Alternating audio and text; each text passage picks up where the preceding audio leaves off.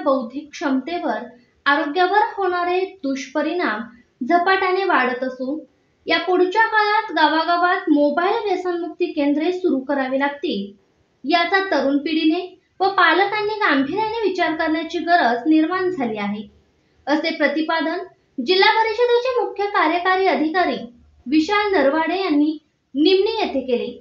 मुख्यमंत्री समृद्ध पंचायत राज अभियानांतर्गत ग्रामस्थांच्या बैठकीत कामांची माहिती घेतली।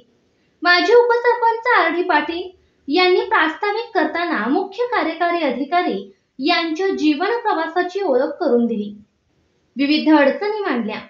यावेळी शासनाच्या क्रीडा विभागामार्फत मंजूर झालेल्या खुल्या व्यायामशाळेचे उद्घाटन, अंगणवाडी येथे पेव्हिंग ब्लॉक बसवण्याच्या कामाचा शुभारंभ, लिंगायत समाजाच्या स्मशानभूमीमध्ये बैठक व्यवस्थेच्या कामाची पायाभरणी व वृक्षारोपण करण्यात आले।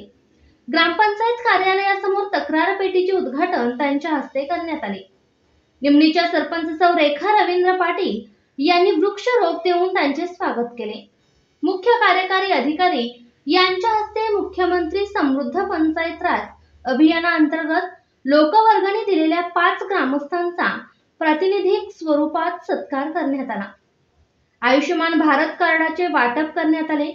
ग्रामसेवक किरण जाधव यांनी कामकाजाचा आढावा घेतला। गटविकास अधिकारी अविनाश पाटील यांनी माहिती दिली। शंकर गावडे, प्रदीप चव्हाण, विश्वास नाईक, पोपट सुतार, सुजाता चव्हाण, काजल पाटील, चंद्रकांत माळी, लोकमान्य कुंभार, शरद कदम, विलासराव पाटील, अण्णासाहेब चौगले, राजेंद्र घोडके, डॉक्टर दीपक पाटील, नामदेव जमधाडे, शुभांगी सपकाळ, संगीता चौगले आदी मान्यवर उपस्थित होते। आभार रोहित पाटील यांनी मानले।